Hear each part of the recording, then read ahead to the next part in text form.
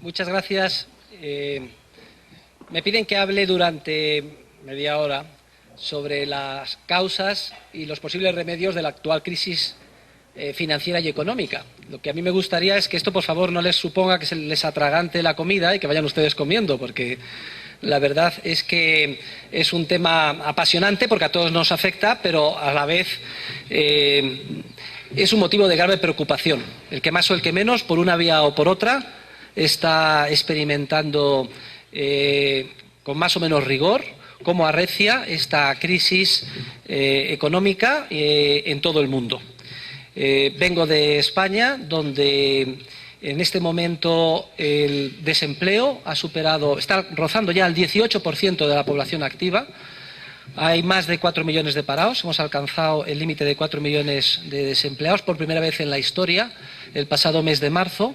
Hay una destrucción de empleo de unas 6.000 personas, 6.000 trabajadores, 6.000 hombres y mujeres por día que se están apuntando al desempleo, de un total de 19 millones de trabajadores de población activa. Recuerden que España tiene 45 millones de habitantes, de los cuales unos 5 son inmigrantes. Y estos 5 inmigrantes, en torno al 60-70%, proceden de nuestros países hermanos, de lo que nosotros llamamos Hispanoamérica. Ustedes más bien dicen Latinoamérica, nosotros Hispanoamérica. España está incluida además en la Unión Monetaria Europea.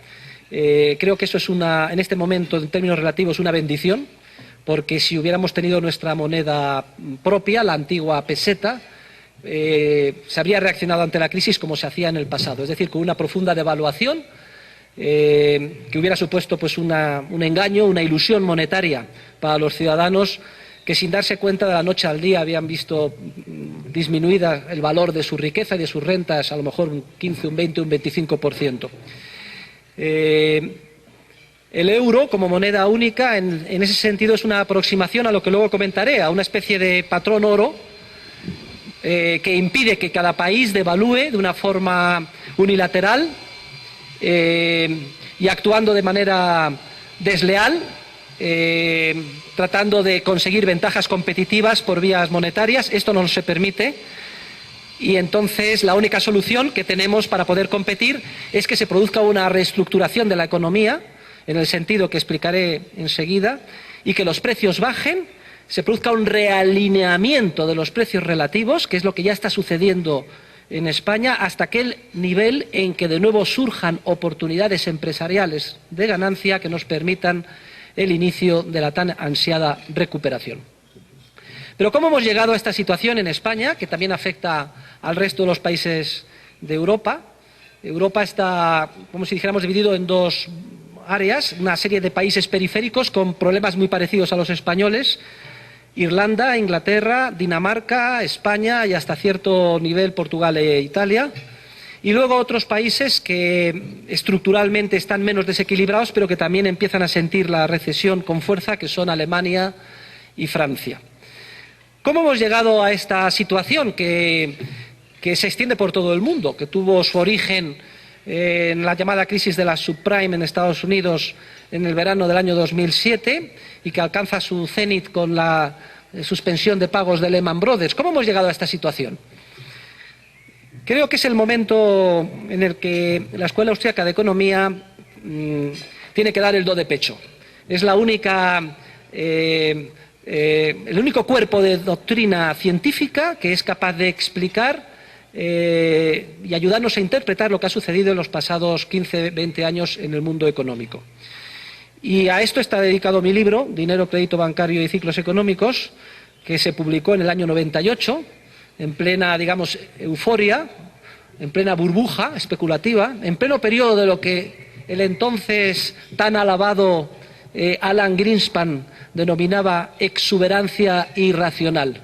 A propósito, Alan Greenspan, junto con Milton Friedman, es de esas personas que tiene que pasarse un gran periodo de tiempo en el purgatorio, si es que no va directamente al infierno, Pero sobre esto hablaremos enseguida. Miren, todo el problema todo el problema financiero de las economías occidentales tiene su origen en un accidente histórico. Un accidente histórico que se remonta al 19 de julio del año 1844. ¿Qué pasó el 19 de julio de 1844? Pues fue el día en el que se promulga en el Reino Unido la famosa Peel's Bank Act, es decir, la ley que regula el sector bancario inglés a instancias del gran estadista Peel.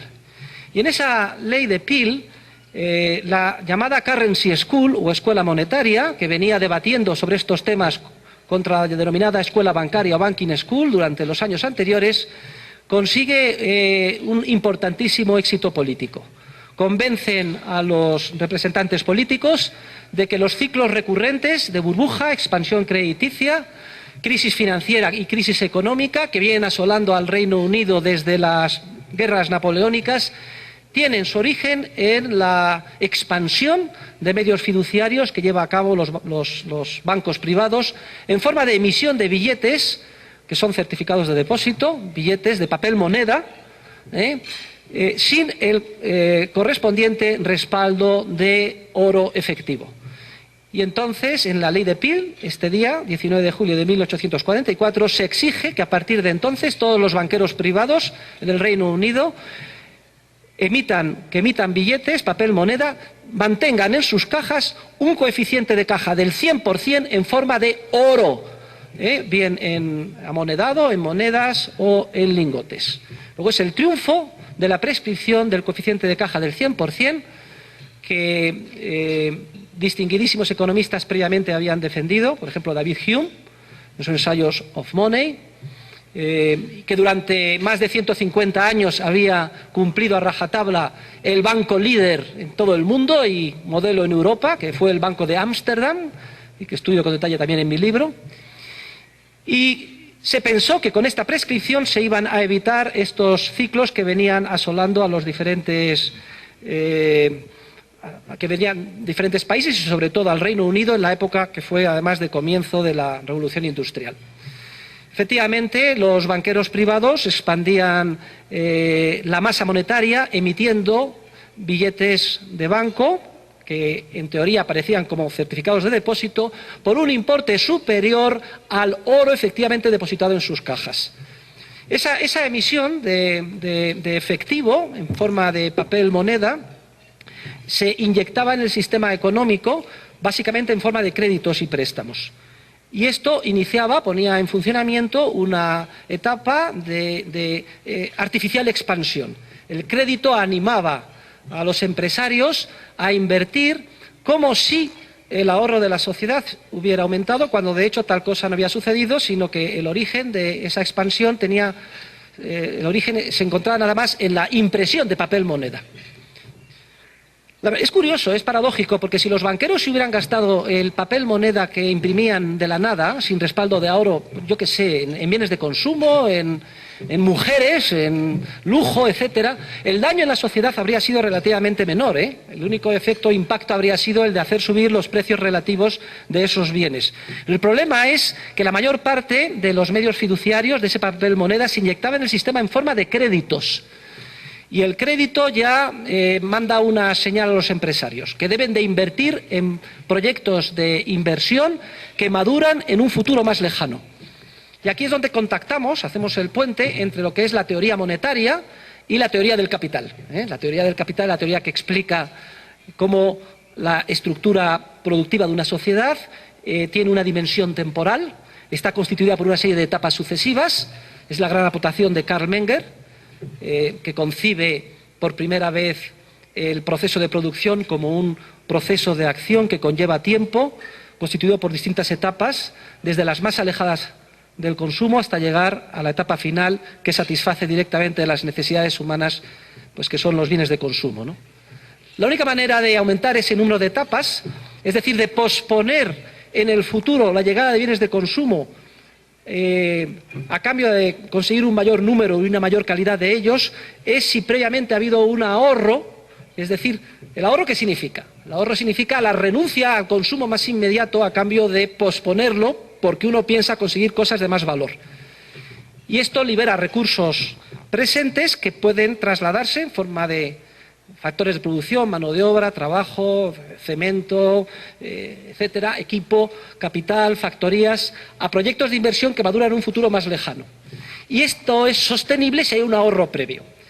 Pero si se financia no como resultado de un ahorro previo, sino simplemente mediante un proceso de creación monetaria, en el caso que explico del tiempo de la ley de Peel, los bancos imprimiendo papel moneda sin respaldo de oro en efectivo, entonces se produce una burbuja especulativa en la que se inician unos proyectos de inversión que, sin embargo, tarde o temprano no van a poder culminarse por falta de recursos reales ahorrados e inevitablemente darán lugar a una crisis financiera y recesión económica.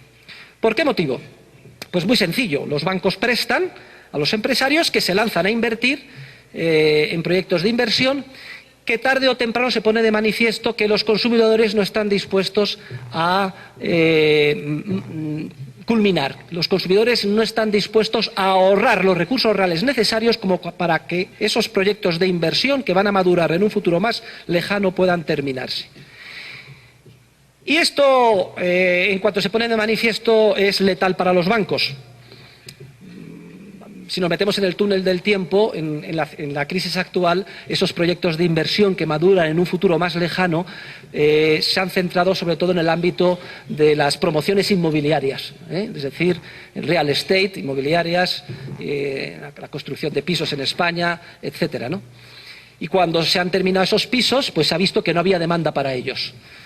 Esto es lo que sucede cuando se financia sin ahorro real, sino con expansión crediticia artificial cualquier proyecto de inversión. Y el mercado es un proceso espontáneo muy eficiente. Enseguida detecta que gran parte de esa inversión se ha emprendido por error. Y en el momento en que eso se pone de manifiesto, el mercado descubre que el valor de esos préstamos, que son los activos que tienen los bancos, es una fracción del que se pensaba.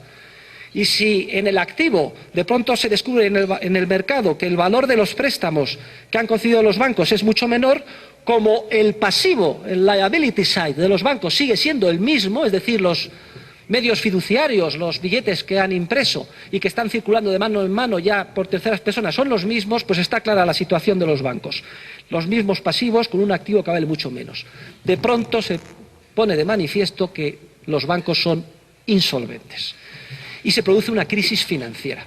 Y eso es lo que venía asolando regularmente al Reino Unido, y estoy hablando del primer tercio del siglo XIX, entre otras cosas para que no se sorprendan ustedes pensando que esto que acaba de pasar en el mundo es una cosa misteriosísima que nadie se esperaba y que no se había visto antes.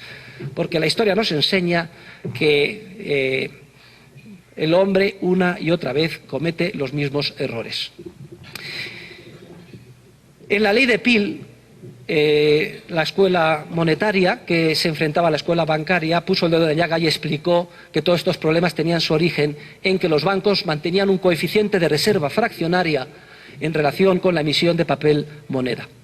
Sus oponentes de la escuela bancaria eran los banqueros. ¿Y qué van a defender los banqueros, no? Que nos lo diga Federico Bauer, pues lo que les interesa, ¿no? Los banqueros decían que la expansión crediticia no producía nada malo, sino que era lo mejor de los mundos.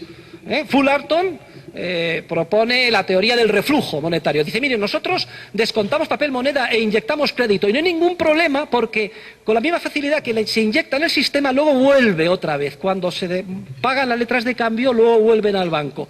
Y además el crédito fácil y barato es muy bueno porque es como el aceite que pone en funcionamiento los engranajes económicos.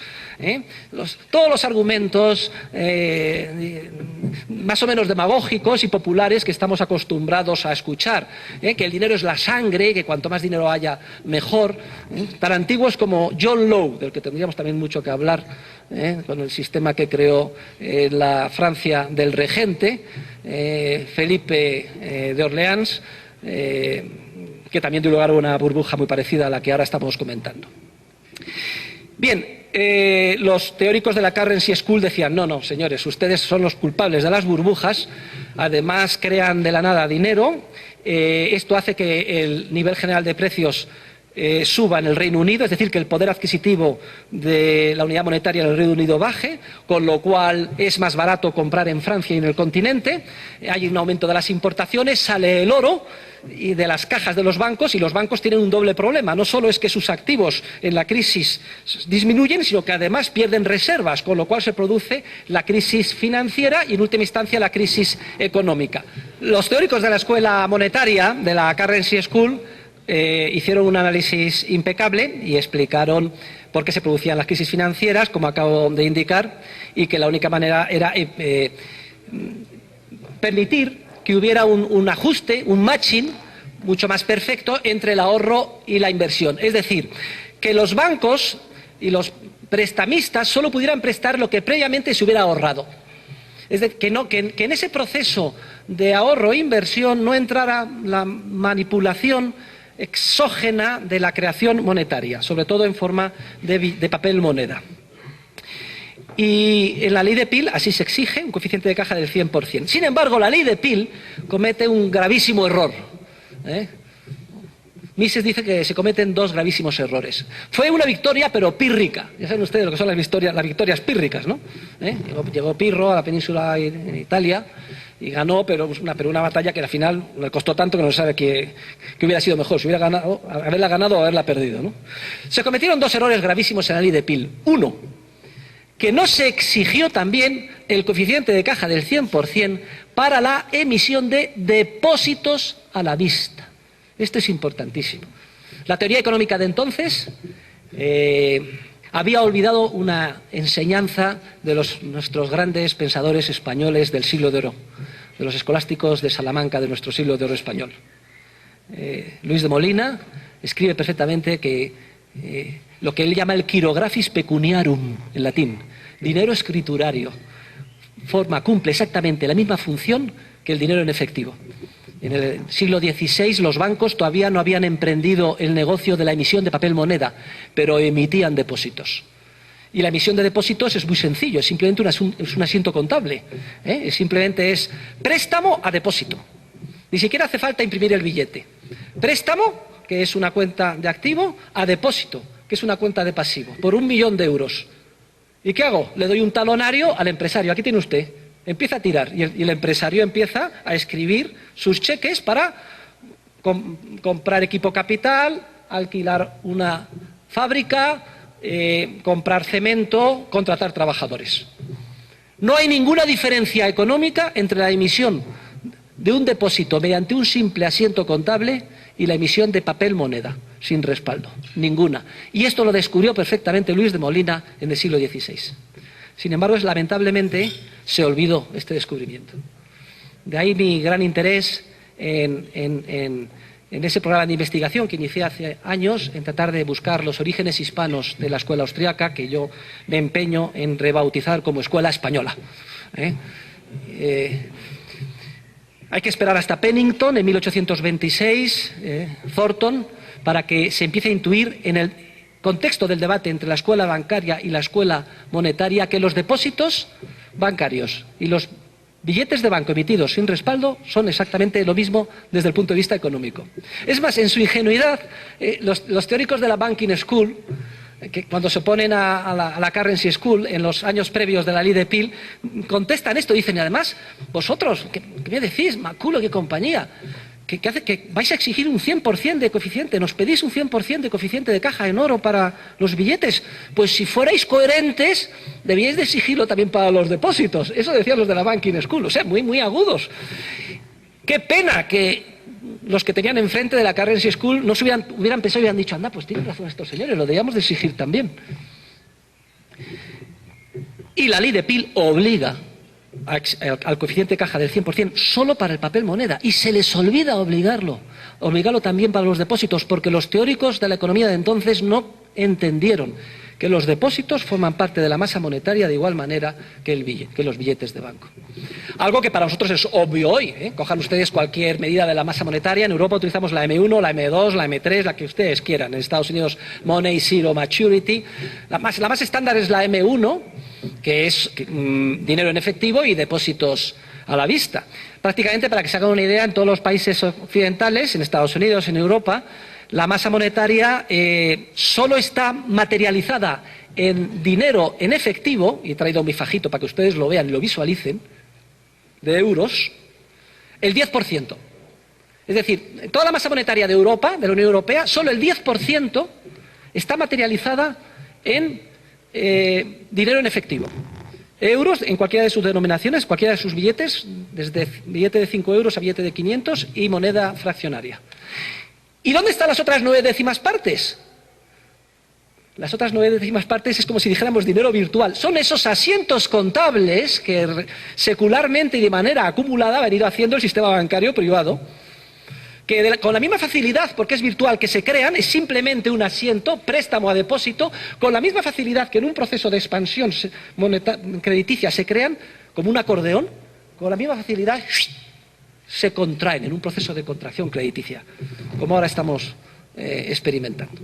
Entonces, la ley de Peel se les olvida exigir el coeficiente de caja del 100% para los depósitos y cometen un segundo error gravísimo, y es que recurren al Estado, dicen, y además son tan sinvergüenzas los banqueros privados que han venido creando todas estas burbujas y crisis, que vamos a dar un privilegio a un banco, que es el Banco de Inglaterra, para que a partir de ahora les vigile que actúan bien. Y dan carta de naturaleza al Banco Central, que luego se comprobó que es como dar entrada al zorro en el gallinero. Porque ¿qué sucedió? Pues sucedió que, a pesar de las buenas intenciones de la ley de Peel, continuaron los ciclos recurrentes de burbuja, exuberancia irracional, expansión crediticia, crisis financiera y crisis económica. Porque los banqueros privados efectivamente dejaron de emitir papel moneda sin respaldo de 100% en oro, pero se dedicaron a seguir haciendo el mismo negocio emitiendo depósitos. ¿Y qué pasó con la ciudadanía? Los ciudadanos de a pie ingleses pues dijeron, esto ha sido un fracasazo, no hemos conseguido lo que pretendíamos. No tenían razón, seguimos sufriendo y experimentando estas crisis. Es más, como resulta que cada 2 por 3, cada 5, 6, 7 años, de pronto se producían de nuevo crisis financieras, después de las burbujas especulativas, crisis económicas, los bancos devenían insolventes, los pobres banqueros privados, pobrecillos, ¿a dónde recurrían? ¿Qué es lo que pretendían? Que les salvara Papá Estado, un bailout. Lo digo porque como todo esto nos sonará, bailing out. Y todos recurrían al Banco de Inglaterra. Y el Banco de Inglaterra, oye, aquí se va a desmoronar el sistema financiero. Solo hay una solución. Suspendamos temporalmente la ley de Peel. Vamos a emitir papel moneda, pounds, libras, papel moneda que emito yo, sin respaldo del 100%, y con esto se lo presto a los bancos privados para que puedan sobrevivir. Claro, para que se pueda crear de la nada dinero salvando a un sistema bancario, es preciso que la gente lo acepte. Y la gente no es tonta porque el patrón era oro. Entonces es preciso, para que un banco central pueda crear de la nada el dinero que haga falta para salvar a los bancos, obligar a la gente a que acepte el papel moneda. Y así a lo largo del siglo XIX, lo digo para que vean la lógica de los acontecimientos, se establecen las leyes de curso forzoso que obligan a que todo el mundo acepte como medio liberatorio de pago las libras de papel emitidas por el Banco de Inglaterra.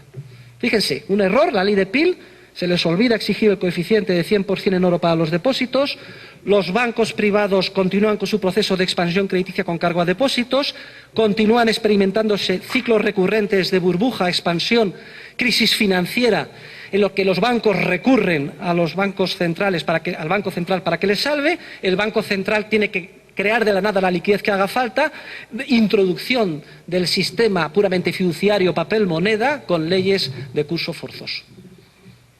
Inglaterra era el modelo del mundo. Inglaterra era como Estados Unidos hoy. Inglaterra era la reina de la revolución industrial. Y todos los sistemas financieros copiaron a Inglaterra. Por este accidente de la ley de Peel hemos llegado hasta hoy. Hay anécdotas deliciosas. Hay una que cuenta Rothbard en su historia sobre el surgimiento de los bancos centrales, relativa al padre de J.P. Morgan. Lo digo para que vean ustedes la desesperanza de los banqueros privados en las épocas, cuando viene una crisis financiera que pone de manifiesto que son insolventes. porque no actúa con reserva fraccionaria, no tienen allí el oro para responder a la retirada masiva de depósitos. Todos hemos visto Mary Poppins. ¿Quién ha visto Mary Poppins?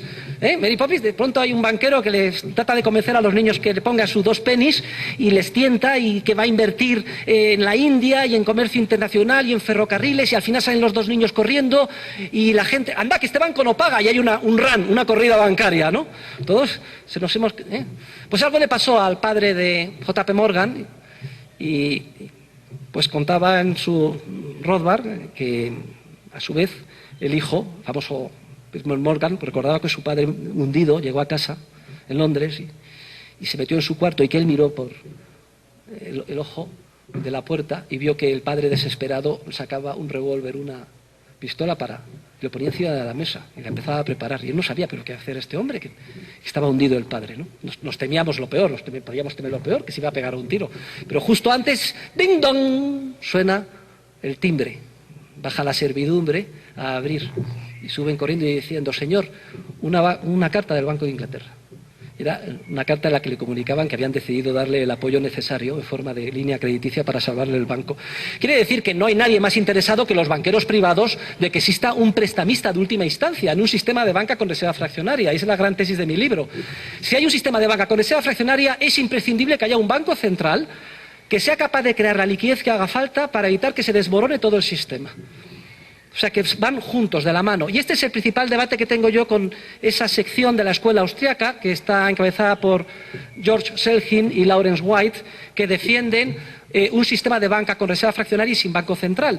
Ellos dicen, si no hay banco central, el reserva de banca libre con reserva fraccionaria se autocontrola, es el argumento de Parnell, a través de una cámara de compensación, y entonces pues se evita la expansión crediticia. Yo les contesto, sí, pero el proceso dinámico solo consigue ese resultado final vía quiebras de aquellos que emiten en exceso. Y eso da lugar a un coste social tremendo y a un clamor popular a favor de salvar a los perjudicados y crear e introducir un banco central. Aparte de que es inmoral la apropiación de los depósitos a la vista. Son argumentos de tipo jurídico y moral que desarrollo también in extenso en mi libro, porque yo creo que solo podemos enfrentarnos como científicos sociales a la realidad que nos rodea si simultáneamente realizamos un análisis en 3 niveles. Un análisis teórico, en términos de teoría económica, un análisis histórico-evolutivo, en términos de historia conjetural, la que llama Hayek, la concepción evolucionista de Hayek, y un análisis ético y moral. No tenemos nunca la certeza de alcanzar la verdad, pero si el resultado de nuestra investigación en estos 3 niveles nos lleva en la misma dirección, podemos estar bastante seguros de que estamos bien orientados. Por eso yo les animo a que sean, y es otra de las aportaciones de la escuela austríaca, multidisciplinares. No se puede ser uno solo economista, además hay que ser uno también especialista en historia y hay que ser también uno filósofo, incluso teólogo, por decirlo de alguna manera, para que poder estar seguros de hacia dónde vamos. Bien, entonces decía que todos los sistemas bancarios se van construyendo a lo largo del siglo XIX en base al modelo inglés, y esto da lugar que en el siglo XX experimentemos las más grandes inflaciones que se han conocido en la historia. Los bancos centrales manipulan el dinero, se convierten en los directores de orquesta de la expansión crediticia, los gobiernos por fin descubren la piedra filosofal que tanto ansiaban para financiar sus obras faraónicas, comprar todo tipo de votos, financiar genocidios, guerras, etcétera. ¿Cómo? Pues muy sencillo, fabricando el dinero de la nada. Pero ni siquiera hace falta imprimir papel moneda, simplemente haciendo los asientos contables. Y fíjense, por un error de la ley de Peel, en pleno siglo XXI, es que estamos en el año casi, vamos a empezar el 2010 dentro de pocos meses. Es vergonzoso que una civilización como la actual tenga un sistema financiero basado en un error teórico como el que estamos experimentando. Y efectivamente, cada vez que se produce la expansión, el mercado, que es muy tozudo, somos todos nosotros en interacción unos con otros, descubre que una parte muy importante de las inversiones marginales realizadas se han cometido por error, pero no porque los banqueros hayan prestado de manera alocada. Los banqueros son también víctimas del sistema. Los banqueros no pueden, a la hora de discriminar entre si dar o no un préstamo en un momento de gran facilidad, de alegría crediticia, no pueden inhibirse de dar créditos. Hace poco en Madrid estaba hablando con el presidente del Banco Urquijo, Francisco Vallejo, compañero mío durante muchos años en el Consejo de CESCE, una compañía de seguros de crédito a la exportación española, y le decía, oye Paco, pero ¿vosotros sois conscientes de que durante años habéis estado prestando para fabricar, para construir en España 700.000 viviendas al año, que son tantas como todas las que se construyen en el resto de todos los países de la Unión Europea juntas? ¿Vosotros pensabais que esto iba a tener demanda? ¿No sabéis dónde estabais metiendo? Y me contesta, sí. Sabíamos perfectamente que no tenía ninguna base, pero Jesús, si no dábamos esos créditos, quedábamos eliminados del mercado, perdíamos cuota de mercado y pasábamos a ser una irrelevancia desde el punto de vista financiero. O sea que todos los incentivos son perversos y llevan a que, aunque procuren discriminar entre los diferentes proyectos de inversión, el dinero creado de la nada, en forma de depósitos, siempre marginalmente se invierte en proyectos que no son rentables. Que los consumidores no están dispuestos a mantener, a comprar esos productos, esos bienes, una vez que los mismos hayan madurado. Y entonces se produce ese fenómeno que es el que acabamos de experimentar. Miren, el detonante de la crisis, en cualquiera, yo en mi libro estudio todas las crisis financieras y económicas desde 1800 hasta hoy, para que las vean. Además que tiene mucha gracia, sobre todo vean en el capítulo 8, porque como se repiten, en cada crisis hay un Lehman Brothers, formalmente son todas iguales, aunque hay algunos rasgos típicos distintos. Recuerden en la famosa crisis del 2001, pues el aglutinante fueron las tecnológicas, ¿se acuerdan? En esta última, pues ha sido el mercado inmobiliario. El detonante concreto en la última fue la subida tremenda del precio de las materias primas, encabezada por el precio del petróleo. Pasa siempre, China demandaba sin límite, China, que es el fabricante del mundo, todas las materias primas. La crisis de la subprime en Estados Unidos, marginalmente prestaban cada vez a gente con menos capacidad de devolverlo, los famosos ninja, no income, no job, no assets. Bueno, ustedes, miren, tengo una anécdota deliciosa. El día de mi viaje uno de los días de mi viaje de novios, está aquí Sonsoles, hicimos un crucero por el Mediterráneo y paramos en Egipto. Fuimos al Cairo y de Alejandría al Cairo son varias horas. Y pasamos por el desierto, y ¿cuál es mi sorpresa? Que durante 15 minutos en el desierto, a la derecha, una explanada llena de camiones Pegaso, que son unos camiones que fabricamos en España, una empresa que además era del Estado, todos llenos de polvo. Y yo le dije a la guía, oye, todos esos camiones que hay, ¿qué hacen? Ah, esos son los camiones que nos vendió España. Dice, ¿sí? ¿Y por qué no los utilizan? Dice, porque nosotros no los queríamos para nada.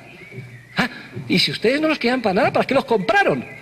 No, porque vinieron las autoridades españolas y le dijeron, por favor, cómprenos estos camiones porque tenemos que salvar la fábrica. Y nosotros decimos, pero si no los queremos y no los podemos pagar. Y dice, no se preocupen de pagarlos porque les vamos a dar un crédito a la exportación para que lo paguen. Y efectivamente se pagaron un crédito a la exportación, que se pagó con cargo al erario público y expansión crediticia, y ahí estaban los camiones. Es una ilustración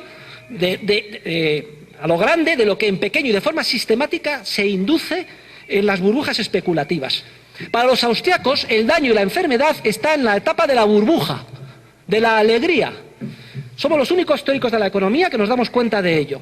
Mientras que Chicago, los monetaristas, no ven ningún problema en la etapa de la burbuja. Piensan que esa etapa de la alegría, de la borrachera, de cuando te inyectas la heroína y estás exultante, o esnifas la cocaína, que esa es la etapa normal, que eso es una economía buena.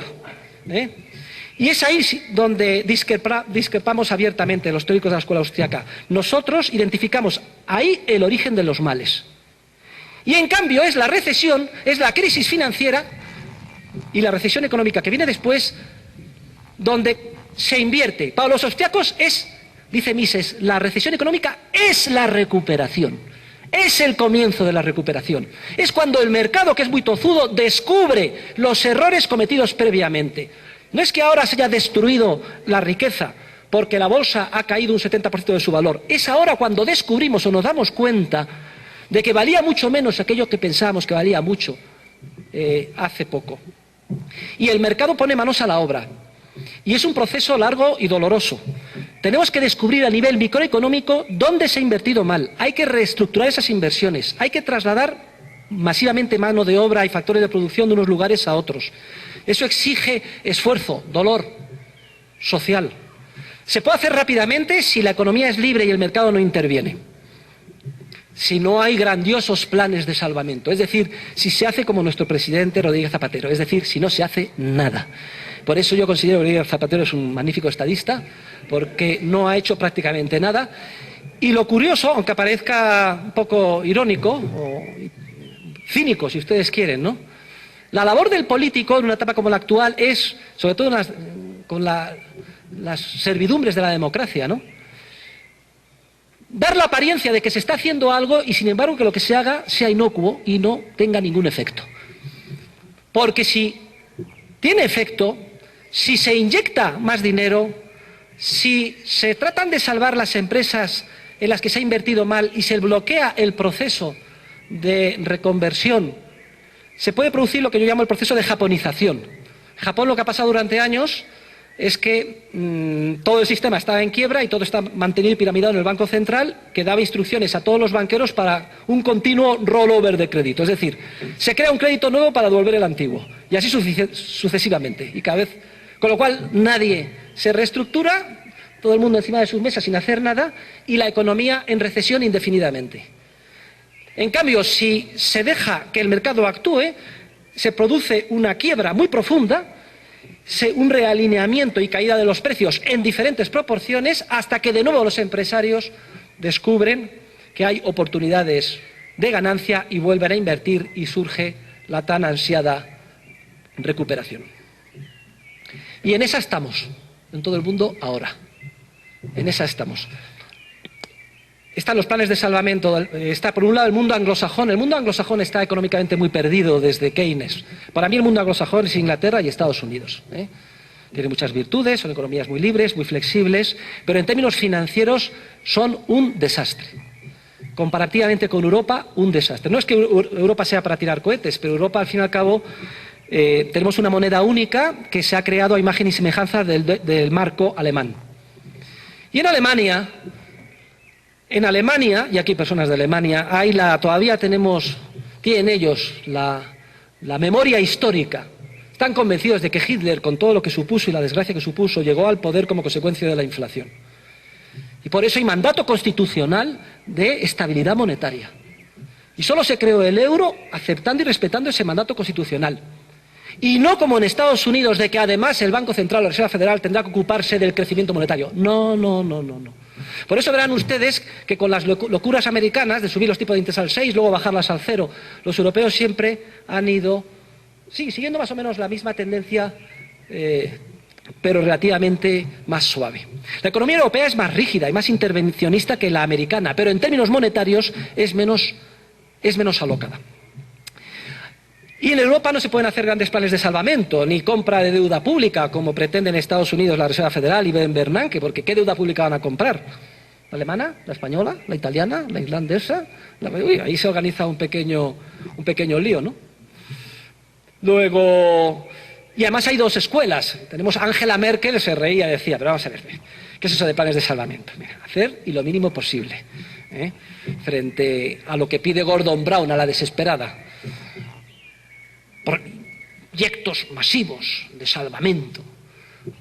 En fin, esa es la tesitura en la que nos encontramos. Afortunadamente, para cuando todas esas medidas entren en vigor y empiecen a producir efectos, ya el mercado está recuperándose. La tragedia es que en cuanto se recupere, ¿saben ustedes qué van a decir los políticos? Que es gracias a que ya han empezado a tomar efecto las medidas por ellos preconizadas. Y la ciudadanía se lo creerá. La gran tragedia es que después del esfuerzo que va a suponer detectar los errores de inversión, reconducir los factores productivos y sobre todo el factor trabajo hacia donde debe de estar, liquidar las correspondientes empresas y poner las bases de la recuperación, la gran tragedia es que volveremos, como dice Mises, otra vez a las andadas. De nuevo empezará otra vez la expansión crediticia. No se atreverán los bancos centrales a pararla a tiempo. Siempre encontrarán un pretexto para que siga adelante. Dirán, todavía quedan 2 millones de parados en España, un poco más. Miren, los bancos centrales no les cuesta ningún trabajo bajar los tipos de interés. Pero subirlos les cuesta un Congo belga, que perdió el rey de Bélgica. Y sobre todo si, aunque nominalmente sean independientes, son objeto de crítica. Toda la filosofía es inflacionista. Todo el mundo está contento con el crédito barato, sobre todo cuando se lo dan a uno.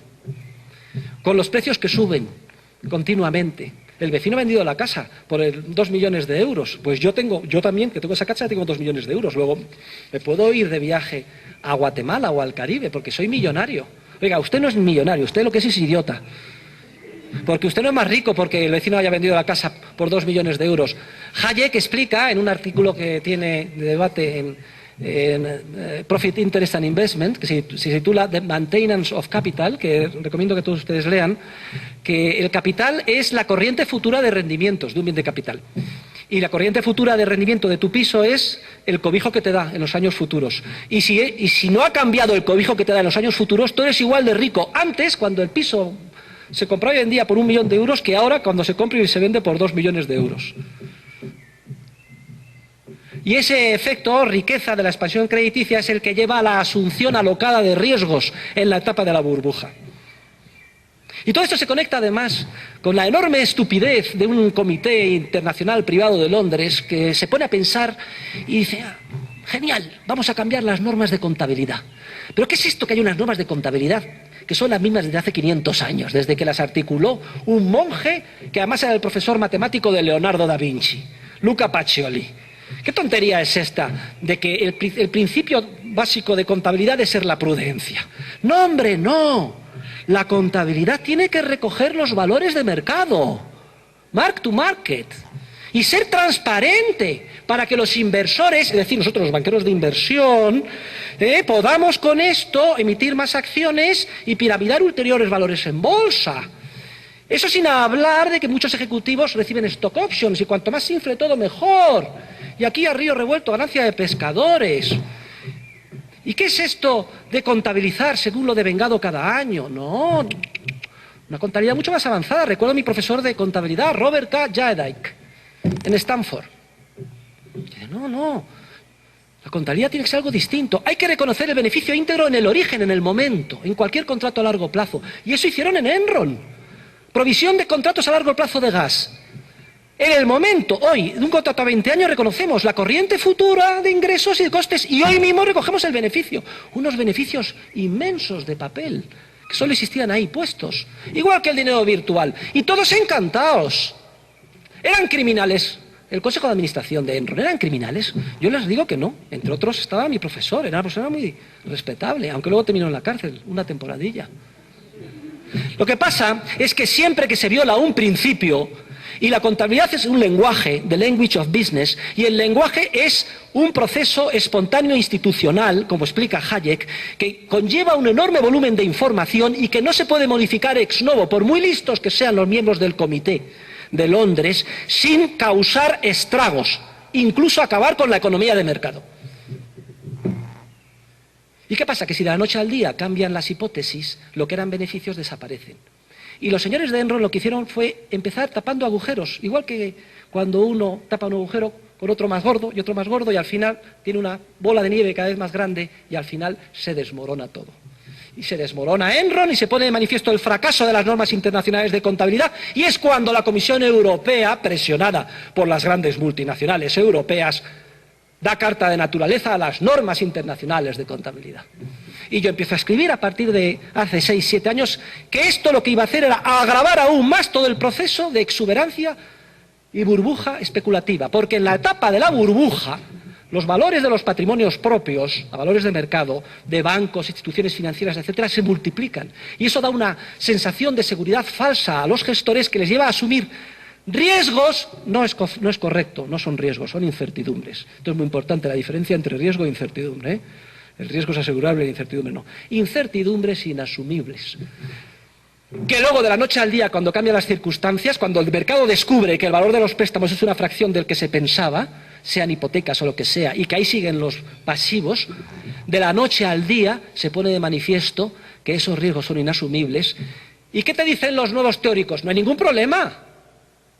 Basilea II, Solvencia II, ¿amplía capital para reponer? Sí, pero ¿cómo vas a ampliar capital si los mercados se han secado, si ya no hay ahorro? Y estamos en la crisis financiera. ¿Y qué es lo que han hecho los estados? Garantizar los depósitos, nacionalizar parcialmente los bancos, suscribir ampliaciones de capital subordinado, todo para que el sistema monetario no se desmorone. En estas circunstancias lo único que podían hacer es eso, evitar que el sistema monetario no se desmorone. Que desaparecieran los depósitos hubiera sido una tragedia tremenda. Le costaría al mercado el reajuste un esfuerzo infinitamente mayor. Suficiente tenemos con la contracción crediticia, ¿eh? Aunque los depósitos se mantengan, no va a quebrar ningún banco de depósito en el mundo, se lo digo a ustedes. Lehman no era un banco. Era una sociedad de cartera, etcétera, metido en derivados, etcétera, pero no era un banco de depósito. No puede quebrar ningún banco porque desaparecería el sistema monetario. Pero aún así hay contracción crediticia, es decir, están muy desanimados los empresarios, no piden préstamos al mismo nivel que los devuelven. Y eso supone una contracción monetaria, que inevitablemente va a dar lugar a caída de precios en diferentes, hasta que venga la recuperación. Y cuando venga la recuperación, con esto termino, el problema es que de nuevo volveremos a caer en los mismos errores. Volverá de nuevo la expansión crediticia. Los banqueros centrales no se atreverán a pararla a tiempo, vendrá de nuevo la mala inversión generalizada y tendremos de nuevo otro ciclo. Y así sucesivamente, mientras no se modifique el sistema financiero internacional, que tiene su origen, y termino por donde empecé, en los errores teóricos que se plasmaron en la ley de Peel el 19 de julio de 1844. Y en mi libro explico el sistema de transición y el diseño nuevo que hay que hacer en todo el orden financiero internacional para hacerlo compatible con una economía pura de mercado que respete el derecho de propiedad y que impida que en el futuro se vuelvan a producir nuevas situaciones de crisis financiera y crisis económicas, de ciclos recurrentes, de auge y recesión. Y la reforma es muy sencilla, es arreglar lo que no se arregló en la ley de Peel. Es decir, en primer lugar, exigir un coeficiente de caja del 100% para todos los depósitos a la vista y equivalentes. Ojo, solo depósitos a la vista. Los bancos podrían seguir prestando lo que se les haya prestado a ellos, como depósitos a plazo. Pero digo depósitos a la vista y equivalentes, porque en la práctica hay muchos depósitos a plazo que el banquero privado te dice, oiga, aunque este es a plazo de un año, no hay ningún problema. Si usted necesita el dinero, yo se lo devuelvo. Basta con que subjetivamente la gente piense que es un depósito a la vista para que haya que exigir el coeficiente de caja del 100%. En segundo lugar, si esto es así, ya no hacen falta prestamistas de última instancia, porque ya no habrían crisis financieras, ya no habría corridas bancarias. Todo el mundo, los niños de Mary Poppins que fueran por sus peniques, siempre estarían ahí. La consolidación en un primer momento se haría imprimiendo papel moneda por el importe de todos los depósitos a la vista, dándoselos a los bancos. Ya no haría falta, por tanto, un prestamista de última instancia y se podrían eliminar los bancos centrales. Fíjese usted la cantidad de funcionarios que se dedicarían a producir bienes y servicios productivos en vez de gastarse el dinero y hacer tonterías. Fondo Monetario Internacional, Banco Central de Guatemala, Banco de España, Banco Central Europeo. Y luego, la masa, ¿quién se ocupa de la masa monetaria? Maurice Allais, que es un economista francés, premio Nobel, decía que el Banco Central nada más se ocupará de que esa masa monetaria de papel moneda creciera un porcentaje del 2% al año, un poco la regla monetaria de Friedman. Yo, desde luego, no confío en mantener ningún organismo gubernamental. Creo que es imprescindible acabar con los bancos centrales y efectuar un canje entre el papel moneda emitido y para consolidar los depósitos a la vista y esterilizado en los bancos, para consolidar esos depósitos a la vista, canjearlo por el oro que actualmente tienen los bancos centrales, y esto da lugar a una serie de problemas técnicos porque daría lugar a un shock monetario saldría oro debajo de las piedras. En una primera fase habría una inflación, pero solo de una sola vez, un solo golpe. Y con eso, a partir de entonces, la masa monetaria crecería como viene secularmente creciendo el stock mundial de oro, que es en torno entre el 1 y el 2% al año. Que es muy rígido, es un sistema muy rígido, ni crece mucho, pero tampoco se contrae. Con estas tres reformas culminaríamos la caída del muro de Berlín, extendiendo la economía de mercado y eliminando la planificación central ahí donde todavía queda y continúa haciendo estragos en nuestras economías. En el ámbito financiero, donde siguen existiendo estos órganos de planificación central que llamamos bancos centrales. Muchas gracias. Como el único sobreviviente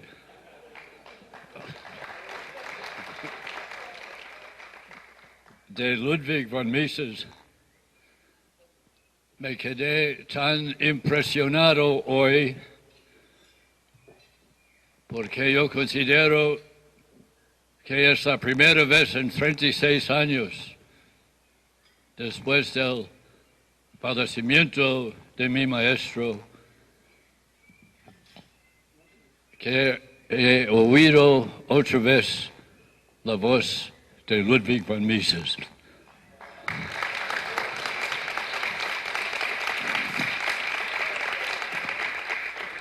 When Ludwig von Mises, rejuvenecido al día con el entusiasmo que tenía el gran maestro, dominando todos los puntos, yo creo que nunca he oído en este santuario de sabiduría austríaca en todo ese tiempo que fue la ley de Peels de julio de 1844 que empezó el gran malestar del mundo actual.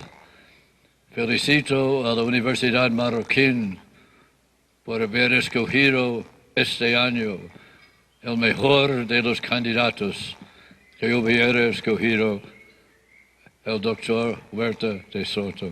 Y esperamos que su estancia con nosotros sea misesiana y perpetua. Muchas gracias. No, brevemente, quiero comentarles, cuando conocí a Jesús en una Mont Pedrán de Chile, yo no había leído su libro, ahí lo compré, pero estaba influenciado, aparte de por ser banquero privado en Guatemala, por haber conocido a George Selgin y a Larry White aquí en esta universidad, y también había leído a Friedman. Entonces yo creía que más o menos entre private banking de Selgin y White y monetarismo de Friedman, por ahí era el camino, y la tesis de Jesús era tal vez muy radical. Después en la maestría que tomé acá con algunos de ustedes, leí Theory of Money and Credit de Mises y empecé a entender ya más la posición de la escuela austríaca en cuanto a teoría monetaria. Y en mi tesis los cité a Rothbard y a Jesús como los más radicales de la escuela austríaca, pero que sí, para allá iba lo correcto, digamos, de la teoría monetaria que podía impedir el abuso que se pudiera dar cuando se manejaba mal la tesis monetarista de Chicago. Y desde hace un año y medio ya me volví 100%, aparte que ya leí como 2 veces su libro, es un poquito complejo al principio, pero ya la segunda vez sí lo agarra uno ya mejor, y ya estoy completamente de acuerdo con él, aparte que ya no soy banquero desde hace un año, pero al ver, y ustedes, si alguno leyó mis columnas sobre el análisis de la crisis actual, donde mi postura era la de él, ¿verdad? Es esa, no solo el ya no tener una base monetaria anclada al patrón oro, como tenemos desde hace ya casi un siglo, de que los gobiernos pueden hacer lo que se les da la gana con la base, sino el multiplicador bancario que ya se está manejando a niveles de peligrosidad como lo estamos viendo ahora. Entonces, quería aprovechar pues para dejar claro mi posición. Gracias. Primero que una aclaración terminológica, porque los que venimos de España, y sobre todo yo que hablo muy deprisa y me surgen las ideas a borbotones y no escribo nunca mis discursos, doy por supuesto que todo el mundo me entiende, pero cuando yo digo coeficiente de caja, me dice, aclara que aquí se le llama encaje. Es como le llaman también en francés, encaje, ¿no? A propósito, no es nada propio o específico del mundo financiero. Hay un principio general del derecho romano. Yo soy jurista, yo soy doctor en Derecho, aparte de doctor en Economía, ¿no?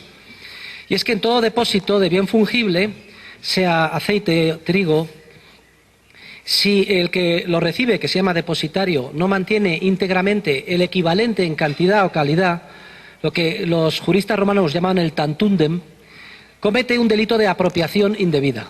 Este es el asunto. Al final, todos los problemas económicos y los problemas sociales son reconducibles a principios éticos y morales o al incumplimiento de principios esenciales que regulan el comportamiento de los seres humanos. El ser humano está dotado de una naturaleza, aunque mucha gente lo niegue, y la naturaleza del ser humano tiene una lógica. Yo mantengo la teoría que imbuida por Dios. Y esa lógica no la podemos violar sin que se produzcan consecuencias sistemáticas muy graves en el proceso de cooperación social. Entonces, si yo deposito a la vista trigo o aceite o dinero y el depositario se apropia de él para prestarlo o para sus usos particulares, se produce un problema gravísimo. Y es que dos personas simultáneamente piensan que son dueñas de la misma cosa a la vez. Y esto basta con que subjetivamente se piense para que se convierta en una realidad económica. El depositario de dinero piensa, y es una realidad, que tiene su dinero en el banco con la misma seguridad o más que si lo tuviera en su bolsillo, y simultáneamente una parte muy importante, el 90%, ha sido prestado a un empresario que también lo utiliza. Luego, fíjense, de la nada se ha creado dinero. Es ese dinero virtual al que yo me refería. Y lo curioso es que es principio general del derecho en todos los ordenamientos jurídicos que si se hace esto en un depósito de aceite, que en castellano, en España, se llaman almazara, es un nombre árabe, o en un depósito de trigo, un silo, no sé si se dirá también aquí, se comete un delito, mientras que, bueno, en España, si yo también lo hago con usted, me dan un depósito y no mantengo el equivalente, también soy delincuente. A no ser que sea banquero, que en España tienen un privilegio, en el artículo 180 del Código de Comercio se dice todo el mundo es delincuente, se hace esto a excepción de los banqueros. Ius privilegium. Precisamente mi libro, y aquí hago una referencia, no sé si está el profesor Mayora, sí, al análisis económico del derecho. Mi libro es un análisis económico de una institución jurídica, que es el contrato de depósito bancario de dinero a la vista. Es decir, el problema que plantea no cumplir con el tantundem, lo que en términos económicos es lo que Federico Bauer me indicaba antes, es decir, mantener un encaje fraccionario en relación con la banca. Este es el tema clave, la cuestión esencial. Bien, la segunda cosa que no he podido explicar hoy, porque sería objeto de una clase enorme, es la importancia de la teoría del capital. Miren, no se puede entender nada en economía sin teoría del capital. Y la teoría del capital yo la empecé a entender cuando me leí de cabo a rabo Capital e Interés de von Bawerk. Y Mises no exageraba, aunque alguien se haya reído de él, cuando decía: ninguna persona medianamente culta debe de salir a la calle por la mañana sin dominar las 1200 páginas de Capital and Interest, que es lo que escribió en Freeman. Pues no es una exageración. A pesar de los errores que tiene von Bawerk, sin entender la teoría del capital no se puede entender nada en economía. Si bien es cierto que gran parte de lo de von Bawerk lo copió, y no fue justo, de un pensador que hoy me han enseñado en un mural maravilloso y que fue ministro de Hacienda, controlador general de Francia. Y yo les ruego a todos que cuando vayan a París y vayan a Versalles, palacio feo, frío, monstruoso, vacío, cuando las hordas en la Revolución llegaron y lo acabaron todo, no dejaron nada, pero hay una galería inmensa acristalada con los bustos de todos los controladores generales de Francia, y el quinto es el de don Ana Roberto Santiago Turgot, Anne Robert Jacques Turgot. Y es Turgot el que primero articula perfectamente la teoría del capital. Es decir, que no se puede invertir nada si previamente no se ha ahorrado. Que el contrato de trabajo por cuenta ajena es un contrato de préstamo, en el que los empresarios, ahorran y adelantan a los trabajadores su remuneración a cambio de que estos le enajenen el resultado final de su trabajo cuando termine en un futuro lejano. Y la diferencia, que es lo que Marx llamaba plusvalía, no es una explotación, es simplemente tiende a ser el tipo de interés, quitando el efecto de los beneficios y las pérdidas empresariales puras. Aunque aquí también me indica Federico Bauer que no se dice beneficio, que beneficio era, aquí ¿qué es el beneficio? Una expendeduría aquí se dice utilidades, bueno, ganancia. También decimos en español renta, que viene del siglo de oro, y ustedes llaman a la renta, le llaman ingreso, ¿no? Para entenderlo. La teoría del capital es esencial, Y es lo que conecta el mundo, el lado monetario con el lado real. Y es precisamente de lo que carece la escuela de Chicago. Esto es importantísimo. Ni Milton Friedman, ni Gary Becker, ni Stigler nunca entendieron ni tienen teoría de capital, como tampoco la tiene Keynes. Y en el debate entre Hayek y Keynes, Hayek le echa en cara, es que usted no tiene teoría del capital, y Keynes reconoce, no entiendo teoría del capital, ni sé que sea tal cosa. No es de extrañar porque Keynes no estudió economía nada más que 6 meses con Marshall. No sabía nada de economía. Dice Hayek que era un ignorante completo, sobre todo de historia del pensamiento inglés del siglo XIX. La teoría del capital es importantísima y no está prácticamente en ningún programa o sílabus de estudio de ninguna de las facultades de economía del mundo que yo conozca, a excepción de la mía y posiblemente también la Francisco Marroquín. Y lo que yo he hecho en mi libro es conectar la teoría del dinero con la teoría del capital. Y termino con un apunte que se me ha olvidado antes. Resulta que mi libro no es que sea especialmente original. Federico Bauer me dice que mi principal mérito es haber puesto junto las aportaciones de manera coherente de muchas personas, de manera que se vea claro todo. Yo eso ya lo considero que es suficientemente, pienso que de valor. Y además, yo tengo un interés muy importante. A mí no me gusta ocultar las fuentes, sino todo lo contrario. Yo todo lo que afirmo pongo en nota a pie de página de dónde lo he sacado. 1100 páginas con las citas literales y en todos los idiomas. ¿Por qué? 1, para dejar a la posteridad las fuentes que he utilizado. 2, para que sirva de camino para que otros puedan continuarlo, otros investigadores más jóvenes. 3, por si hay colegas que descubren que me he equivocado en la interpretación de la cita o de lo que yo he visto y no es lo adecuado. Es justo lo contrario de lo que hace Friedman, por ejemplo, para citar, ya saben que Friedman, en fin, no vamos a hablar mal de nadie, pero en su ensayo sobre economía positiva, sobre metodología de la ciencia económica, que todos leímos en su día como si fuera la Biblia, Friedman hace un popurrí, es una copia, prácticamente copia, todas las aportaciones de Slick, Mack, y sobre todo es una copia del libro de Schumpeter de 1908 sobre das Wesen und der Hauptinhalt, o sea, sobre la esencia y sustancia de la ciencia económica. Eso es lo que copia Friedman con un poco de salero de Popper. Y lo lanza ahí como si fuera una genialidad de él, más el instrumentalismo, haciendo un daño a la economía del que no nos hemos repuesto nunca. Yo haría todo lo posible, yo pediría oficialmente al grupo de fiduciarios que quitara el nombre oficial de Friedman al auditorio que hay en esta casa. Aunque hay que reconocer que es un divulgador, un periodista de valor en el ámbito de la libertad, que consiguió cosas importantes como acabar con el servicio militar obligatorio en Estados Unidos, etcétera. Pero en cuanto a teoría económica, muy peligroso. Y sobre todo por su carencia de teoría del capital. Entonces, en la transición sí que hay una cosa original mía, y es la siguiente. Piensen ustedes. Si se fabrica de la nada todo el dinero en papel moneda y se entrega a los bancos para que consoliden sus depósitos a la vista, ¿qué pasa con los activos que actualmente son el colateral de los depósitos? Dejando a salvo, como es lógico, la parte de los activos que sea el colateral del patrimonio propio. ¿Cómo llaman ustedes el patrimonio propio? El capital y las reservas. ¿Qué pasa con esos activos? Esos activos representan la riqueza secularmente expropiada a la ciudadanía durante todos los siglos que la banca ha ejercido su actividad con encaje fraccionario. Esos activos quedarían sin dueño.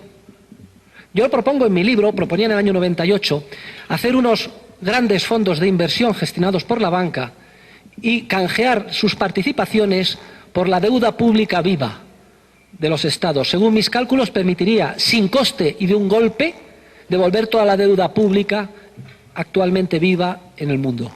Y además sobraba para hacer lo mismo con otros tipos de deudas de origen estatal, como por ejemplo las de la seguridad social.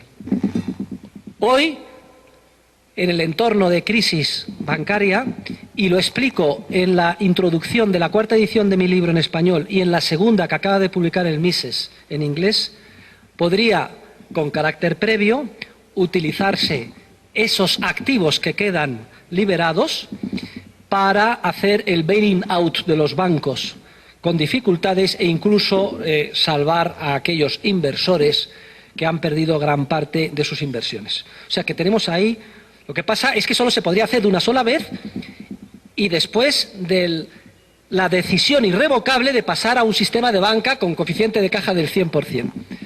Pero tenemos ahí esa posibilidad. que sea lo que Dios quiera.